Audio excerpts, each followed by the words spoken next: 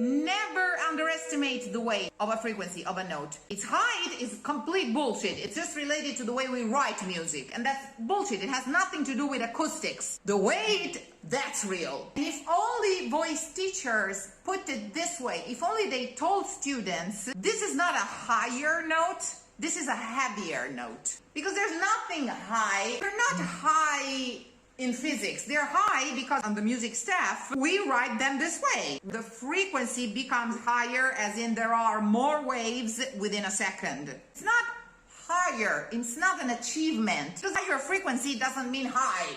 It means more frequent frequency. But it is heavier for the body, which is why their counterweight must be calculated, prepared, and settled way in advance.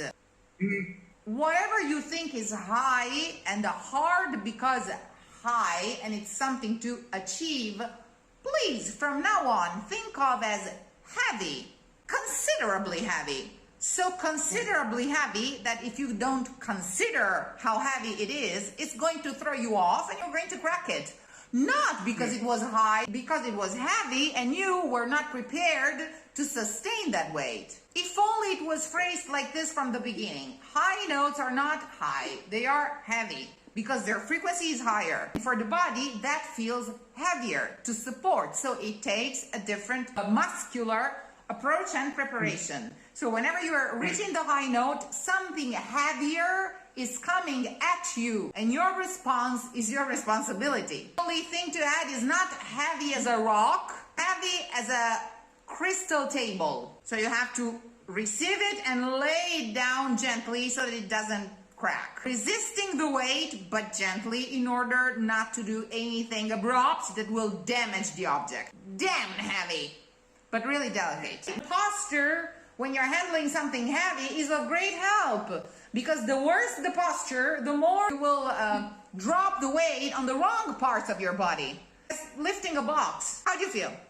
Heavier, but it feels easier. Of course, now you know what is the actual difficulty of what you're doing. You prepare in a very different way, because if you prepare for something that's high, you will go.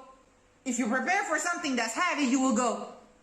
So now you're preparing for the right kind of difficulty. If they tell you that a note is high, you want to go reach it. If they tell you that a note is freaking heavy, you have a completely different attitude when you're approaching it. This is why they have such legato lines, the drammatico, because they're freaking heavy voices. Not move around heavy stuff that way.